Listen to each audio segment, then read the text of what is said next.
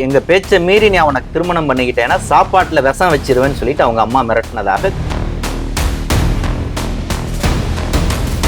ஆனா ஊர்ல மகன் வந்து என்னைக்கு கால் வச்சேன்னா அதுக்கான பிரச்சனை வந்து கிஷோருக்கு தான் அது ஆகும். அதனால அது எதனாலும் ஆகும். எந்த வாழ்நாட்டை பார்த்தாலும் பசங்க அப்புறம் அவனை வண்டியில தூக்குறானோ இல்லைன்னு மட்டும் நினைப்பாரு. நாங்க படிக்க வைப்போம், அதை வச்சு சம்பாரிச்சுக்கிட்டு இன்னொருத்தங்க கூட நீ வந்து போயிடுவியா, சர்டிபிகேட்டை திருப்பி கொடு, என் ஜாதி பேரை நீ வந்து சொல்லாத, புகாரே வாங்காம எஃப்ஐஆரே போடாம எப்படி ரிட்டர்ன் எழுதி வாங்கிக்க முடியும்? அண்ணே வணக்கண்ணே. வணக்கம்ண்ணே. ஒரு காதல் திருமணம் அந்த விவகாரம் ஒரு சென்சிட்டிவான ஒரு பிரச்சனையா இன்னைக்கு வந்து இருக்கு.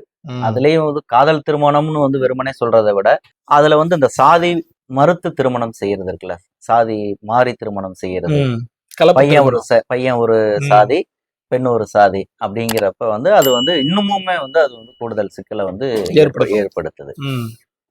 பெரம்பலூர் மாவட்டத்துலன்னு வாலிகண்டபுரம்ங்கிற ஒரு ஊர்ல தான் இந்த பஞ்சாயத்து. சரி. அதுல வந்து கிருபா, ராஜ்கிஷோர் 2 பேர் தான் இதுல வந்து சம்பந்தப்பட்டவங்க. ராஜ்கிஷோரும் கிருபாவும் அதே ஊரை சேர்ந்தவங்க. கிருபா வேற சாதியை சார்ந்தவர், ராஜ்கிஷோர் வேற சாதியை சார்ந்தவர்.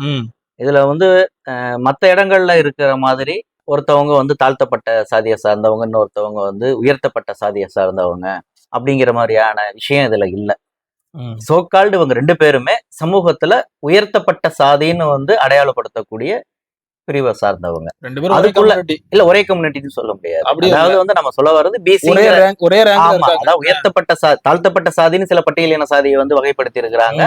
சமூகத்தால் உயர்த்தப்பட்ட சாதின்னு சொல்லிட்டு சில சாதிகளை வந்து சொல்ற மாதிரி அந்த வகையில இவங்க வந்து வரக்கூடியவங்க இருக்கிறாங்க. ஆனாலுமே அவங்களுக்கு வந்து அந்த சொந்த சாதிக்கான ஒரு பெருமைங்கிறது வந்து ஒண்ணு இருக்கும் இல்லையா, அதை இங்க விட்டு கொடுக்க மறுக்கிறாங்கிறதான் இது பிரச்சனையினுடைய மையமான கண்ணியா இருக்குதுங்க. இப்ப 2 பேருமே வந்து என்னன்னா அதே ஊரை சார்ந்தவங்க, படிக்கிறது பள்ளி படிப்பு எல்லாமே வந்து ஒன்னாதான் வந்து படிக்கிறாங்க. பக்கத்து பெரம்பலூர் மாவட்டத்துக்கு வந்து ஒரே ஸ்கூல்ல படிக்கிறாங்க. ஒன்னா ஒரே வாகனத்துல போயிட்டு வர்றதுல அவங்கள்ட்ட வந்து காதலிக்க தொடங்குறாங்க. அதுக்கப்புறம் கல்லூரி வாழ்க்கை முடிந்ததுக்கு அப்புறம் 2 பேருமே திருமண வயது எட்டக்கூடியவங்களா வந்து இருக்கிறாங்க. 2 பேருமே மேஜர், அவ்வளவுதான் பாயிண்ட். அப்ப அந்த கிருபாவினுடைய வீட்டுல வந்து இந்த காதலை வந்து அவங்க வந்து சொல்றாங்க. சொல்லும் பொழுது வீட்டுல எதிர்ப்பு வருது. அப்ப இந்த எதிர்ப்பை மீறி ராஜ்கிஷோரை அவங்க வந்து திருமணம் செய்துக்கிறாங்க. இந்த இடத்துல வந்து ரொம்ப கவனிக்கத்தக்க விஷயம் வந்து என்னன்னா, கிருபா வந்து ஒரு சாதாரண ஒரு மேஜரான ஒரு பொண்ணு அப்படின்னு மட்டும் நம்ம வந்து சொல்லிட முடியாது, அல்லது ஒரு டிகிரி படிச்சிருக்கிறாங்க படிச்ச பொண்ணுன்னு மட்டும் சொல்லிட முடியாது. தர்மபுரியில சட்டம் பயின்றவங்க, பிஎல் முடிச்சிருக்கிறாங்க. ஓகேங்களா? அப்ப அந்த விதத்துல அவங்களுடைய காதல்ல உறுதியா இருக்கிறாங்க. நம்மளுடைய காதலுக்கு பெற்றோர் எதிர்ப்பா இருக்கிறாங்க, எந்த விதத்திலையும் சேர்த்து வைக்க மாட்டாங்க அப்படிங்கிற ஒரு முடிவெடுத்துதான் அவங்க வீட்டுல இருந்து வந்து கிளம்புறாங்க. இன்னைக்கு 13/6/2025 அன்னைக்கு 10 மணிக்கு தூங்க போனவங்க அடுத்த நாள் விடிய காலம் ஆளை காணோம்னு வந்து அவங்க வந்து போலீஸ்ல சொல்றாங்க. யாரு? கிருபாவனுடைய பெற்றோர் தரப்புல. சரி, முடிஞ்சுங்களா? 14ஆம் தேதி தான் இவங்களுக்கு விஷயம் தெரியுது, ஆள் இல்லைன்னு சொல்லிட்டு. 16ஆம் தேதி மங்களமேடு போலீஸ் ஸ்டேஷன்ல பொண்ணோட அப்பா வந்து புகார் கொடுக்குறாரு. இந்த மாதிரி வந்து என் பொண்ணை காணல, என்னன்னு விசாரிச்சு சொல்லுங்கன்னு சொல்லிட்டு. அதே தேதியில பையனோட அப்பாவை வந்து கூப்பிட்டு விசாரிக்கிறாங்க. ஐயா, அவன் வந்து போன் பண்ணேன், ஏன்டா இப்படி பண்ணிட்டு நான் திட்டுனேன், போனை சுவிட்ச் ஆஃப் பண்ணிட்டு போயிட்டான், எனக்கே இந்த விஷயம் தெரியாது, எனக்கும் இந்த திருமணத்துல உடன்பாடு இல்ல, அவங்க எங்க இருக்காங்கன்னு தெரிஞ்சா நான் தகவல் சொல்றேன் அப்படின்னு வந்து 16ஆம் தேதி எழுதி கொடுத்துட்டு வந்துடுறாரு. எங்க? பெரம்பலூர் மங்களமேடு போலீஸ் ஸ்டேஷன்ல. இதற்கு இடையில 17ஆம் தேதி சாயந்தரம் அவங்க பொண்ணு வீட்டு தரப்புக்கு ஒரு போன் கால் வருது. என்ன அப்படின்னு சொன்னா, போலீஸ் தரப்புல இருந்து எங்க விழுப்புரம் மாவட்டத்துல இருக்கக்கூடிய காணை போலீஸ் ஸ்டேஷன்ல இருந்து அழைப்பு விடுக்கிறாங்க. உங்க பொண்ணு வந்து இந்த மாதிரி வந்து ராஜ்கிஷோருங்கிற பையனை வந்து திருமணம் செய்திருக்கிறாங்க, அவங்க பாதுகாப்பு கேட்டு இங்க வந்திருக்கிறாங்க, உங்களை விசாரிக்க வேண்டியது இருக்கு, நீங்க நேர்ல வாங்கன்னு சொல்றாங்க. 18ஆம் தேதி அவங்க தரப்புல வந்து 2 தரப்புலயுமே வந்து போறாங்க. பையன் தரப்புல இருந்தும் போறாங்க, பொண்ணு தரப்புல இருந்தும் போறாங்க. இது வந்து இந்த காணை காவல் நிலையம் வந்து மகளிர் காவல் நிலையமா இல்ல நார்மல் போலீஸ் ஸ்டேஷன் தான், எல்லண்டோ போலீஸ் ஸ்டேஷன் தான். இப்ப அங்க போகும் பொழுதுதான் ஒரு விஷயம் தெரிய வருது.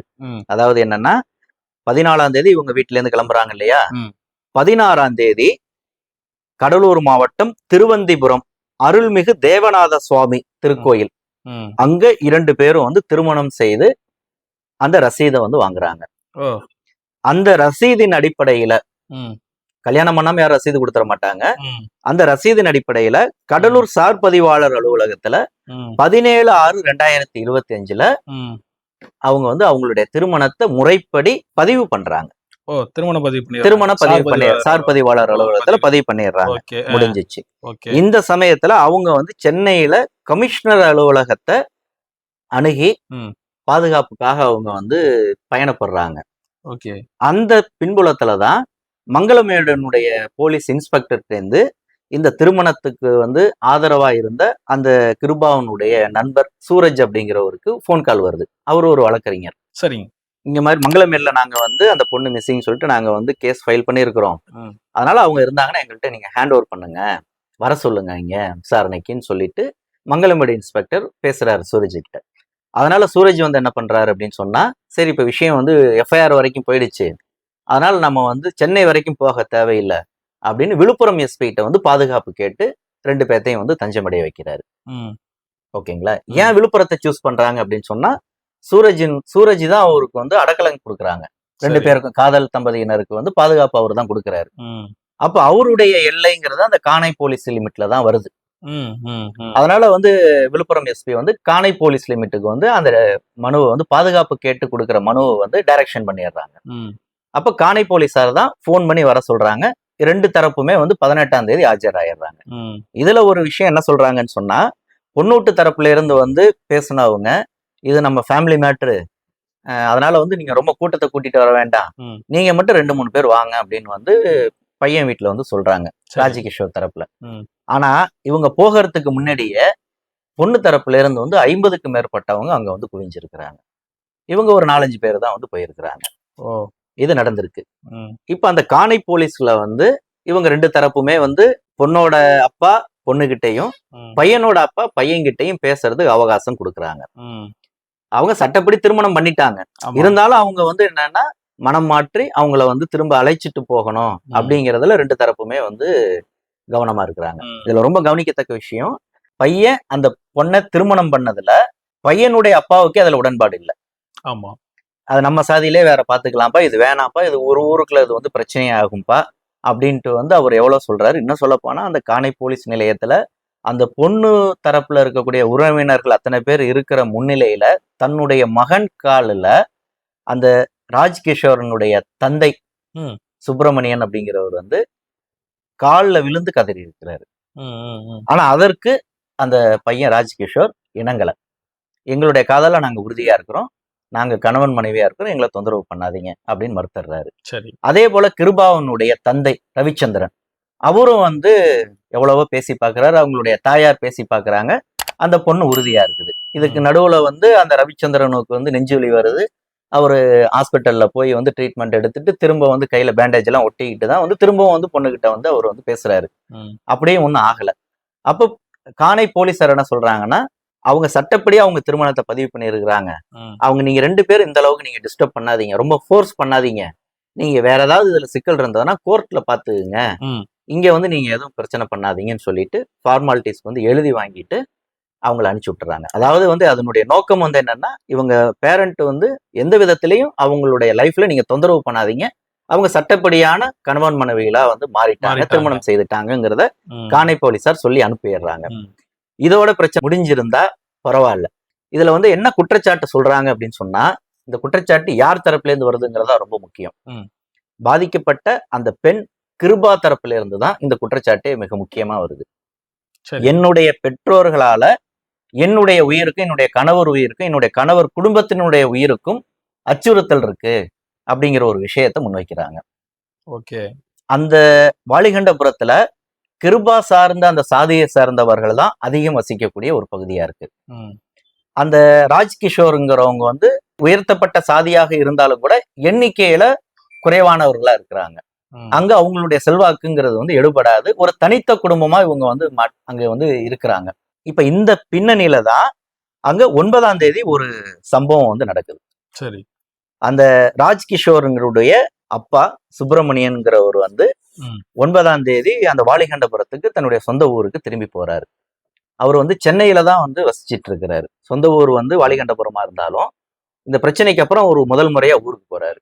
அப்ப அந்த பெண்ணினுடைய தந்தை ரவிச்சந்திரன் அவர்களுடைய சாதியை சார்ந்தவர்கள், ஆதரவாளர்கள், அவர்களுடைய குடும்ப நண்பர்கள் வந்து கும்பலாக போய் சேர்ந்து எவ்வளவு தைரியம் இருந்தா நீ வந்து என் ஊருக்குள்ள நீ வந்து வருவ அப்படிங்கிற மாதிரி வந்து பிரச்சனை பண்ணி அவங்க வந்து பண்றாங்க. அதுல அடிதடியில வந்து அவருக்கு வந்து காயம் அடையுது. அவர் பெரம்பலூர் அரசு மருத்துவமனையில வந்து அனுமதிக்கப்பட்டிருக்காரு. இப்போ 9ஆம் தேதி நடந்த சம்பவம் 3 நாளை கடந்தும் இன்னும் ஒரு மருத்துவமனையில தான் சிகிச்சையில இருக்கிறாரு. இன்ன வரைக்கும் வந்து அந்த கேஸ்ல எஃப்ஐஆர் வந்து ஃபைல் பண்ணல. அவங்க மேல எந்த நடவடிக்கையும் எடுக்கல. போலீசார் வந்து அந்த கிருபாவினுடைய தந்தை ரவிச்சந்திரனுக்கு ஆதரவாக செயல்படுறாங்க அப்படிங்கிற ஒரு குற்றச்சாட்டை ராஜ்கிஷோரனுடைய தந்தை சுப்பிரமணியன் வந்து முன்வைக்கிறாரு. இதுதான் இதுல வந்து பின்னணி. இதுல இந்த விஷயத்துல நம்ம வந்து பெண்ணுடைய தந்தைகிட்டையும் நம்ம பேசணும், சம்பந்தப்பட்ட கிருபா கிட்டையும் நம்ம வந்து பேசியிருக்கிறோம், ராஜ்கிஷோரனுடைய தந்தை சுப்பிரமணியிட்டையும் வந்து பேசியிருக்கிறோம். இந்த விவகாரத்தை வந்து கையாண்ட மங்களமேடு போலீஸ் இன்ஸ்பெக்டர் பாலாஜி அவங்கள்ட்டையும் நம்ம வந்து நம்ம இந்த விவகாரம் தொடர்பா நம்ம வந்து பேசியிருக்கிறோம். பேசின வகையில கிருபாவனுடைய குற்றச்சாட்டு என்னவாக இருக்குதுன்னா, தொடக்க முதலாகவே என்னுடைய காதலை என் குடும்பத்தார் ஏற்கவில்லை.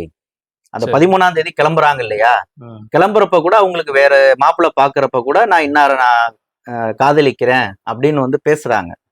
பேசுறப்ப வந்து நீ வந்து எங்க பேச்ச மீறி நீ அவனை திருமணம் பண்ணிக்கிட்டேன்னா சாப்பாட்டுல விஷம் வச்சிருவேன்னு சொல்லிட்டு அவங்க அம்மா மிரட்டினதாக கிருபா சொல்றாங்க.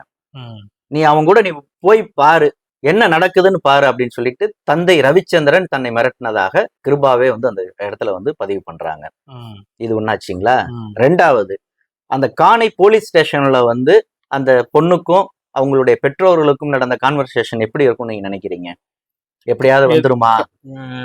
பொண்ணுக்கும் அவங்க அப்பா அம்மாவுக்கும் கண்டிப்பா ஏதோ ஒரு ரிக்வெஸ்ட் பண்ணி தான் பண்ண முடியும். ஏன்னா அங்க போய் கோவப்படுறதுனால அந்த பொண்ணு வர போறது இல்ல. கண்டிப்பா. ரெண்டாவது ஏதோ அவங்க அந்த பொண்ணுக்காக செஞ்ச உதவி, கஷ்டப்பட்ட விஷயம், படிக்க வச்ச விஷயம், இதெல்லாம் சொல்லிதான் அப்படிதான் செய்வாங்க. ஆமா, இது நடைமுறையில உள்ள விஷயம் இப்படிதான் இருந்திருக்கணும்ங்கிறது தான் நம்ம எதிர்பார்க்கிறோம். ஆனா கிருபாவனுடைய வெர்ஷன் எப்படி இருக்குது அப்படின்னு சொன்னா, அவங்க வந்து என்னை வந்து கன்வின்ஸ் பண்ணல. உன்னைய நீ இன்னைக்கு மேஜர்னு நீ பேசுற, உன்னை மேஜர் ஆக்குனது யாரு? எங்களால நீ அனுபவித்த அந்த சலுகை எல்லாத்தையும் நீ வந்து விட்டுட்டு நீ அவங்க கூட வேணாலும் போ. நீ போற இடத்துல நான் இன்ன ஜாதின்னு என் ஜாதி பேரை நீ சொல்லக்கூடாது. நாங்க தானே உன்னை படிக்க வச்சோம். அந்த படிப்பு சான்றது எல்லாத்தையும் என்கிட்ட திருப்பி கொடு. நாங்க படிக்க வைப்போம். அதை வச்சுக்கிட்டு நீ வந்து பொழைச்சிக்கிட்டு சம்பாரிச்சுக்கிட்டு இன்னொருத்தங்க கூட நீ வந்து போயிருவியா? சர்டிபிகேட்டை திருப்பி கொடு, என் ஜாதி பேரை நீ வந்து சொல்லாத. இப்படிதான் அந்த பேச்சுவார்த்தைங்கிறது வந்து நடந்திருக்கு. இது ஒண்ணு. ஓகே. இந்த ராஜ்கிஷோர் தரப்புல வந்து அவங்களுடைய பேரண்ட்டுக்கு வந்து இந்த கிருபாவனுடைய உறவினர்கள் இருக்காங்க இல்லையா, அவர்கள் சிலர் வந்து ஒரு கொலை மிரட்டல் மாதிரி வந்து விட்டாங்க அப்படின்னு ஒரு குற்றச்சாட்டை சொல்றாங்க. அதுல குறிப்பா வந்து அதே பகுதியில் இருக்கக்கூடிய ராயல் ராமசாமி. ஆமா, பேரே கொஞ்சம் இருக்கட்டும். அவர் வந்து அந்த ராஜ்கிஷோரனுடைய தந்தைக்கு கொலை மிரட்டல் வந்து விடுறாரு. நான் வந்து என்ன சொல்ல வரேன்னா, அவன் கல்யாணம் பண்ணா அதை பண்ணா உனக்கு சம்பந்தம் இருக்கோ சம்பந்தம் இல்லையா, அது அப்பால்பட்ட பிரச்சனை. சரி. ஏன்னா அவன் பொண்ணை தத்தவன் வந்து, ஆனா அவன் ஊர்ல அவன் மகன் வந்து என்னைக்கு கால் வச்சேன்னா அதுக்கான அது பிரச்சனை வந்து விஸ்வரூபம் அது ஆகும். அதனால அது வந்து சரி, அது எதனாலும் ஆகும். நான் என்ன பண்றது ராயில? அது வந்து அவனுக்கு அந்த பொண்ணு வந்துச்சோ, இந்த பொண்ணு பொண்ணா இவனை கம்பல் பண்ணிச்சோ, அவனா கம்பல் பண்ணானோ என்னங்கிறது அது அப்பால்பட்ட பிரச்சனை. சரி. அவன் வந்து இந்த ஊர்ல குடியிருந்தா அந்த பொண்ணை தூக்குனதுக்கு இந்த அவன் வந்து எந்த வாழ்நாளத்தை பார்த்தாலும் பசங்க அப்புறம் அவனை வண்டியில தூக்குறானோ இல்லையான்னு மட்டும் நினைப்பாரு. அது இங்க வாழ்நாள் அவன் வச்சான், பிரச்சனை என்ன நடக்குன்னு பாரு அப்படின்னு வந்து பேசியிருக்காரு. இதுல போலீசார் வந்து முறைப்படி வந்து இந்த வழக்கை வந்து ஹேண்டில் பண்ணல. அந்த குறிப்பா கிருபாவனுடைய தந்தைக்கு சாதகமாகவே போலீசார் செயல்படுறாங்க அப்படிங்கிற ஒரு குற்றச்சாட்டை கிருபாவும் அவருடைய மாமனாருமான சுப்பிரமணியனுமே சேர்ந்து ஒரே குற்றச்சாட்டை தான் வைக்கிறாங்க. ஏன்னு சொன்னா, இது சம்பவம் நடந்ததுங்கிறது வந்து 13ஆம் தேதியே வந்து நடந்துருது. 16ஆம் தேதி மங்களமேடு போலீஸ் ஸ்டேஷன்ல 2 தரப்பையும் கூப்பிட்டு வந்து விசாரிக்கிறாங்க, பையனை காணோம் பொண்ணை காணோன்ட்டு. அந்த நேரத்துல ராஜ்கிஷோரனுடைய தந்தை சுப்பிரமணியன் ரிட்டனா வந்து ஸ்டேட்மெண்ட் எழுதி கொடுக்குறாரு. ஆனா அடுத்தது இன்னும் ரொம்ப முக்கியமா 17ஆம் தேதி மங்களமேடு இன்ஸ்பெக்டர் அந்த சூரஜ்ங்கிற பையனுக்கு வந்து இங்க எஃப்ஐஆர் ஆயிடுச்சு, அவங்கள வந்து இங்க ஸ்டேஷனுக்கு வர சொல்லுங்கன்னு தான் வந்து பேசியிருக்கிறாரு. இந்த சிச்சுவேஷன்ல காணை போலீசார் வந்து 18ஆம் தேதி கூப்பிட்டு விசாரிக்கிறாங்க இல்லையா, அப்ப கேஸை க்ளோஸ் பண்ணும் இல்லையா, அப்போ வந்து அந்த மங்களமேடு இன்ஸ்பெக்டர்கிட்ட கேட்குறாங்களாம், அந்த கிரைம் நம்பர் சொல்லுங்க, நம்ம வந்து ஃபைல் இதை முடிச்சிருவோம், இதை வந்து ஃபைல் பண்றதுன்னு கேட்கும்போது அப்பதான் ஒரு விஷயம் தெரிய வந்திருக்குது, அது வரைக்கும் எஃப்ஐஆரே போடப்படலன்ட்டு. ஓ. இப்ப இந்த இடம் வந்து சிக்கலா இருக்குது இல்லையா. 14ஆம் தேதி பொண்ணு காணாங்கிறது தெரியுது, உடனே வந்து அவங்க போலீஸ் ஸ்டேஷன்ல புகார் கொடுக்குறாங்க. 16ஆம் தேதி திங்கக்கிழமை, 14 சனிக்கிழமை, 15 ஞாயிறு, 16 திங்கக்கிழமை கூப்பிட்டு விசாரிக்கிறாங்க. விசாரிச்சு ரிட்டர்ன் எழுதி வாங்குறாங்க. புகாரே வாங்காம எஃப்ஐஆரே போடாம எப்படி ரிட்டர்ன் எழுதி வாங்கியிருக்க முடியும்? 17ஆம் தேதி அந்த சூரஜ்ங்கிறவர்கிட்ட வந்து இன்ஸ்பெக்டர் எப்படி வந்து எஃப்ஐஆர் போட்டுட்டோம், அவங்கள இங்க வந்து சரண்டர் காட்டுங்கன்னு வந்து பேச முடியும் அப்படிங்கிற கேள்விய அவங்க கிருபா தரப்புல எழுப்புறாங்க. இன்னொரு விஷயம் நீங்க சொல்ற மாதிரினே, பாதிப்புக்குள்ளான பெண் கிருபா வந்து நீங்க சொன்ன மாதிரி சட்டம் படித்த பெண்மணி. ரெண்டாவது அவங்களுடைய நண்பர் சூரஜ்ங்கிறவரும் ஒரு வழக்கறிஞர். இத அவர் தான் வந்து ஹேண்டில் பண்ணிட்டு இருக்காரு. வழக்கறிஞர்கிட்டயே இவங்க வந்து இந்த லட்சணத்துல வந்து பதில் சொல்லி இது பண்ணிருக்காங்கும் போது இது வந்து கொஞ்சம் சிக்கலான விஷயமா தான் நம்ம பார்க்கணும். இதுக்கு வந்து இன்ஸ்பெக்டர் பாலாஜி தரப்புல சொல்லக்கூடிய விவகாரம் வந்து என்னன்னா, இது குடும்ப பிரச்சனை, 2 தரப்புக்கு இது வந்து ரொம்ப பெருசுபடுத்த வேண்டாம் அப்படிங்கிறதுக்காக அவங்க கேட்டுக்கொண்டதுக்கு இணங்க இந்த விஷயத்த வந்து அவர் கையாண்டதா அவர் வந்து நமக்கு ஒரு விளக்கம் கொடுக்கிறாரு. இதுதான் வந்து இந்த இடத்துல வந்து கிருபா தரப்புலையும் அந்த ராஜ்கிஷோரனுடைய தந்தை சுப்பிரமணியன் தரப்புலையும் ஒரு இதா பாக்குறாங்க. இதுல ரொம்ப இன்னொரு விஷயம் வந்து என்னன்னா, இந்த 19ஆம் தேதி நடந்த சம்பவம் இருக்கு இல்லையா, அவங்க கும்பலா போய் வந்து வீட்டுல கேட்டு அடிச்சாங்க அப்படிங்கிற சம்பவத்துல வந்து அவர் இன்னும் வந்து ஜிஹெச்ல இருக்கிறாரு. அதுல சிஎஸ்ஆர் தான் போட்டிருக்காங்க, இன்னும் எஃப்ஐஆர் பதிவு பண்ணல. இப்ப இதுதான் வந்து இவங்களை வந்து என்னன்னா, போலீசார் அந்த ஒரு தரப்புக்கு சாதகமாக இருக்கிறாங்களோ அப்படிங்கிற ஒரு கேள்விய எழுப்புது. இதற்கு வந்து கிருபாவனுடைய தந்தை ரவிச்சந்திரன் என்ன விளக்கம் கொடுக்கிறார் அப்படின்னு சொன்னா, இது எங்க குடும்ப விவகாரங்க, இதை நீங்க பெருசா வந்து செய்தியாக்கணுங்கிற மாதிரி நீங்க வந்து யோசிக்க வேண்டாம், அது பண்ணாதீங்க, நானே ஏற்கனவே நான் ஹார்ட் பேஷண்ட், நானே மன உளைச்சல்ல இருக்கிறேன் அப்படின்னு சொல்லிட்டு அந்த ரவிச்சந்திரனுக்கு ஆதரவாக சில பத்திரிகை நண்பர்களும் நம்மள்கிட்ட வந்து பேசி இருக்கிறாங்க. பண்ணாதீங்க, நான் வந்து சொந்த ஊருக்காரன் தாங்க, இது பெருசுப்படுத்த வேண்டாம் அப்படிங்கிற மாதிரி வந்து சொல்றாங்க. இதுல நமக்குமே இது வந்து ஒரு சென்சிட்டிவான ஒரு பிரச்சனை, உயிர் சம்பந்தப்பட்ட ஒரு விவகாரமா இருக்கு. உணர்ச்சி வயப்பட்டு ஏதாவது வந்து 2 தரப்புலையுமே எந்த ஒரு அசம்பாவிதமும் நிகழ்ந்தது அப்படின்னு சொன்னா அது வந்து நமக்கு வந்து விரும்பத்தக்கதா அது வந்து அமையாது. அந்த இது நமக்கு புரியுது. அப்ப நம்ம வந்து இதை வந்து ஒரு பரபரப்புக்காக செய்தி பண்ணணுங்கிறது நம்ம நோக்கம் கிடையாது. 2 நபர்கள் அவர்கள் மனதொத்து திருமணம் செய்துக்கிறாங்க. இன்னும் சொல்ல போனா சட்டப்படி அவங்களுடைய திருமணத்தை பதிவு பண்றாங்க. ஆனா அதையே கிருபாவனுடைய தந்தையால் ஏத்துக்கொள்ள முடியல. சரிங்களா? இப்ப அவங்க வந்து என்னன்னா, நாங்க கோர்ட்ல வந்து ஹேபியஸ் கார்பஸ் மனு போட்டிருக்கிறோம், அங்க வந்து பதில் சொல்லட்டும் அப்படிங்கிற ஒரு அடுத்த ஸ்டெப்புக்கு வந்து போகிறாங்க. இப்ப என்ன சொல்ல போனா இன்ஸ்பெக்டர் தரப்புல சொல்லக்கூடிய விளக்கம் வந்து என்னவா இருக்குதுன்னா, அந்த ராஜ்கிஷோரனுடைய தந்தை சுப்பிரமணியன் வந்து அவங்க பொண்ணு தரப்புல பொண்ணை காணா போச்சு அப்படிங்கறதுல இருந்து அவங்க பதட்டத்துல பேசதான் செய்வாங்க. அத அவர் வந்து பொறுப்பா பதில் சொல்லி இருந்தாருன்னா இவ்வளவு பிரச்சனையே கிடையாது.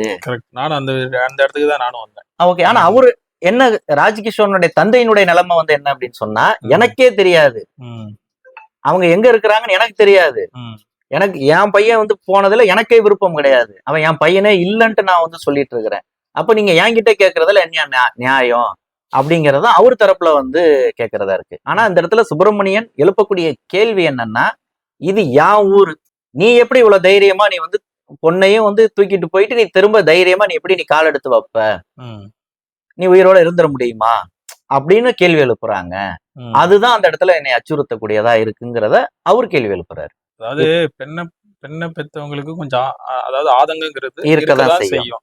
இன்னொருத்தவங்களுக்கு தூக்கி கொடுக்கும் போது அவங்க ஏதோ கனவுதான் கண்டிருப்பாங்க. கண்டிப்பா பொண்ணுக்கு இப்படிதான் கல்யாணம் பண்ணணும், இப்படிதான் இது பண்ணணும், இந்த இடத்துல கண்டிப்பா வரணும், ஒரு கனவு மிகப்பெரிய கோட்டையை கட்டி வச்சிருப்பாங்க. இருக்கு. திடீர்னு அந்த பொண்ணு அதோடைய சந்தோஷத்துக்காக இது பண்ணி போகும்போது அந்த பொண்ணு போனா நல்லா இருக்குமா நல்லா பாத்துக்கோ. அப்படிதான் நம்ம வந்து பாக்கணுமே ஒழிய, பெத்தவங்க பாக்கணுமே ஒழிய, கண்டிப்பா. சாதிய ரீதியா, சமூக ரீதியா அதை வந்து கையாளுறதுங்கிறது இது மாதிரி விவகாரங்கள்ல அது இன்றைய காலகட்டங்கள்ல அது வந்து கை கொடுக்காது. கண்டிப்பா. ரெண்டாவது இந்த வரட்டு ஆணவம் இது மாதிரிலாம் இருந்து வச்சுக்கிட்டு தான் கையாளக்கூடாது.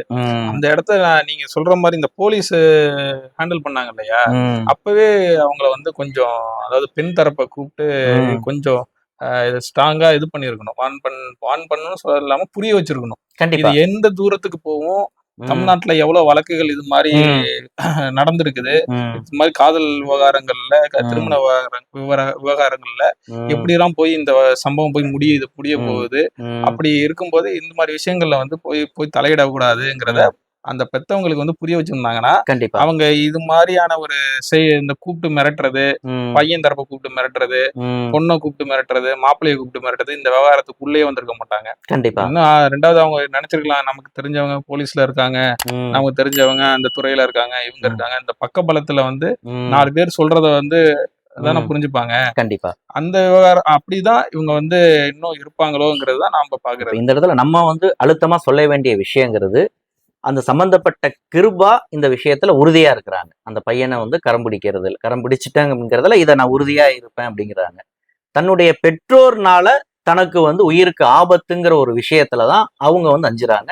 அதற்கு தான் சில சம்பவங்களை அவங்க வந்து குறிப்பிடுறாங்க. அப்ப அவங்க எங்களை நீங்க தொந்தரவு பண்ணாதீங்க, நாங்க எங்களுடைய லைஃபை நாங்க வந்து பாத்துக்கிறோம் அப்படிங்கிறது தான் இந்த இடத்துல கிருபாவனுடைய கோரிக்கையா வந்து இருக்குது. தன்னுடைய தந்தை தரப்பிலிருந்து தனக்கும் தனது கணவருக்கும் தனது மாமனார் குடும்பத்திற்கும், அதாவது ராஜ்கிஷோரனுடைய பெற்றோர்களுக்கும் உயிருக்கு அச்சுறுத்தல் இருக்குது அப்படிங்கிறது தான் கிருபா வந்து முன்வைக்கக்கூடிய ஒரு அச்சமா இருக்குது. இதற்கு கிருபாவனுடைய தந்தை தரப்புல, ரவிச்சந்திரன் தரப்புல சொல்லக்கூடிய பதில் என்னவாக இருக்குதுன்னா, என் புள்ள போயிடுச்சு ரைட்டு, ஆனா என் புள்ள எங்க இருக்குதுன்னு எனக்கு தெரியாதே, அது வந்து உயிரோட இருக்கா உயிரோட இல்லையா, அது என்ன இதுல இருக்குங்கிறத வந்து எனக்கு அந்த அச்சத்தினாலதான் நான் இப்படி எல்லாம் செய்யறேன் அப்படின்னு அவர் ஒரு விளக்கத்தை வந்து கொடுக்குறாரு. இதுல போலீசார் வந்து இன்ஸ்பெக்டர் சொல்றதுமே வந்து என்னன்னா, ராஜ்கிஷோரனுடைய தந்தை சுப்பிரமணியன் வந்து அவர் பொறுப்பெடுத்துக்கிட்டு உன் பொண்ணை நான் நல்லபடியா பார்த்துப்பேன், நீங்க கவலைப்படாதீங்கன்னு ஒரு வார்த்தை சொல்லியிருந்தா அதுல பிரச்சனையே இல்லைங்க, அவர் எனக்கே தெரியாதுன்னு வந்து சொல்றதாங்க இந்த இடத்துல பிரச்சனை அப்படின்னு அவர் ஒரு தரப்பை வந்து சொல்றாரு. இப்ப இதுதான் வந்து இந்த இடத்துல பொறுப்பேற்க முன்னாடியே அவரை கூப்பிட்டு மிரட்டுறாங்க. ஆமா, இல்ல அவரு பொறுப்பு எப்படி ஏத்துக்க முடியும், அதுதான் வந்து இந்த இடத்துல வந்து நமக்கு வந்து பிரச்சனையா இருக்குது. இதை வந்து நம்ம கிருபாகிட்டே நம்ம கேட்கிறோம், இந்த மாதிரி உங்க அப்பா இப்படி சொல்றாருமா, வந்து காணை போலீஸ் ஸ்டேஷனுக்கு வந்தப்போ வந்து உங்களை வந்து பார்த்து பேசுறதுக்கே அவகாசம் இல்லை, அதாவது இன்ஸ்பெக்டருமே அந்த விஷயத்துல அதான் சொல்றாரு. அதாவது காணைக்கு போய் அந்த பொண்ணோட வந்து அப்பாவுக்கு வந்து பல்வேறு ஆதங்கம் இருக்கும்லங்க, அந்த பொண்ணை ஒரு 10 நிமிஷம் பேச விட்டு இருந்தாலே பிரச்சனை தீர்ந்துருக்குங்க, அதுக்கு கூட வாய்ப்பு கொடுக்காம அவங்க வந்து விரட்டி விட்டதுனாலதான் இந்த அளவுக்கு இந்த பிரச்சனை போயிருக்குன்ட்டு வந்து இன்ஸ்பெக்டர் வந்து அவங்க தரப்பு வாதத்தை வந்து அவர் என்ன நடந்ததுங்கிறத அவர் சொல்றாரு அவருக்கு தெரிஞ்ச விதத்தில இருந்து. அதை வந்து கிருபாவே மறுக்கிறாங்க. அப்படிலாம் கிடையாது, போதுமான அவகாசம் இருந்தது, என்கிட்ட பேசதான் செஞ்சாங்க, அவங்க பேசுனதுமே இப்படி பேசல, நான் சொன்ன மாதிரி என் சர்டிபிகேட்டை கொடுத்துரு அப்படிங்கிற மாதிரிதான் அவங்க வந்து பேசுனாங்க, அவங்க சொன்னதுக்கு நான் உடன்படல அப்படிங்கிற விஷயத்த தான் அவங்க வந்து சொல்றாங்க. அப்ப இது வந்து நமக்கு வந்து இந்த இடத்துல வந்து ஒரு முரணா இருக்குது. அதுதான் அப்ப போலீசார் அவங்களுக்கு வந்து தகுந்த புத்திமதியையும் அறிவுரையையும் சொல்லணுங்கிறது தான் இதா இருக்கு. இதுல ரொம்ப பியூட்டியான விஷயம் வந்து என்னன்னா, கிருபாவனுடைய தந்தை ரவிச்சந்திரன்கிறவரு அதிமுகவினுடைய ஒன்றிய செயலாளராக இருக்காரு ஆச்சுங்களா.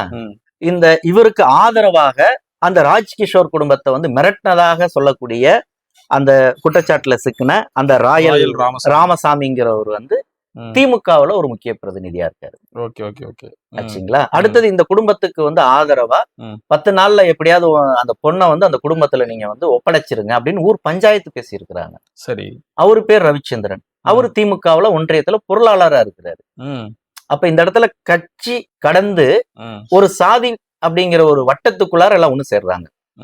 ஒருத்தர் வந்து மிரட்டுறாரு வெளிப்படையா, இன்னொருத்தர் வந்து அதை வந்து ஒரு பூசி மெழுகுன மாதிரி, எதுக்குமா பிரச்சனை, ஊருக்குள்ள நமக்குள்ள வம்பு, அவன் பையன் எங்க இருந்தாலும் வந்து கூப்பிட்டு வந்து பொண்ணை வந்து அவங்கள்ட்ட வந்து விட்டுற சொல்லுங்க அப்படிங்கிறது தான் வந்து இப்ப அவங்களுடைய இது வந்து ஒரு கௌரவ பிரச்சனையா வந்து கிருபாவனுடைய பெற்றோர்கள் அணுகுகிறார்களா, ஒரு சாதிய பிரச்சனையா, அதிமுகங்கிற ஒரு கட்சியில நான் வந்து ஒரு ஒன்றிய செயலாளர்ங்கிற ஒரு கௌரவத்துல இருக்கிறேன், இது என் கௌரவத்துக்கு வந்த இழுக்கு அப்படிங்கிற விவகாரத்துல இருந்து இதை வந்து அணுகுறாங்களாங்கிறதா இந்த இடத்துல மையமான ஒரு உண்மையான பெண் மீதான் அந்த தன்னுடைய மகளை இழந்துட்டமே மகள் நம்ம கைவிட்டு போயிட்டாளேங்கிற அந்த பரிதவிப்பிலிருந்து அவர்கள் இந்த வேலைகளை வந்து செய்யறாங்களா அப்படிங்கிறது ஒரு கேள்வியா இருக்குது. கிருபா முன்வைக்கக்கூடிய குற்றச்சாட்டுல இருந்து நம்ம வந்து பாக்குறப்ப வந்து அவங்களுக்கு அதெல்லாம் பாசம்லாம் பிரச்சனை கிடையாது, சாதிங்கிற அந்த கௌரவம் தான் அவங்களுக்கு பிரச்சனையா இருக்கு. அவங்க கண்ணில் வந்து இப்ப இன்னைக்கு எங்க அப்பா வந்து நான் எங்க இருக்கிறேன், உயிரோட இருக்கிறேன்னு கவலைப்படுற மாதிரி உங்கள்கிட்ட சொல்றாரு. ஆனா நான் எங்க இருக்கிறேன்னு தெரிஞ்சாதுன்னா அவங்க ஆளை கொண்டு வந்து எங்களை வந்து தீர்த்து கட்டுறதுக்கும் வாய்ப்பு இருக்குது. அதனாலதான் நாங்க வந்து ஓடி ஒளிகிறோம் அப்படிங்கிற ஒரு விஷயத்த கிருபா வந்து இந்த இடத்துல பதிவு பண்றாங்க. இதுதான் நம்ம இந்த இடத்துல பதிவு செய்ய வேண்டிய விஷயமாவும் இருக்கு, கவனிக்கத்தக்க விஷயமாவும் இருக்கு. இது ஒரு சென்சிட்டிவான பிரச்சனை தான். அந்த விதத்துல வந்து போலீசார் உரிய அக்கறை செலுத்தணும். அந்த காதல் தம்பதிகள் கிருபா ராஜ்கிஷோரனுடைய அவங்களுடைய தனிப்பட்ட வாழ்க்கைக்கு யாராலும் எந்த விதத்திலையும் தொந்தரவு ஏற்படாத வகையில் அவர்களுக்கு ஒரு உரிய பாதுகாப்பையும், இரண்டு தரப்பு பெற்றோர்களுக்கும் போதுமான அறிவுரைகளையும், இன்னும் சொல்ல போனா போதுமான கவுன்சிலிங்குமே கூட அரசு தரப்புல கொடுக்கணும் அப்படிங்கறதா நம்மளுடைய கோரிக்கையா இருக்கு. ஓகேண்ணே, நல்ல நல்ல விஷயம். சரிண்ணே, தொடர்ந்து நம்ம பேசுவோம். நன்றி.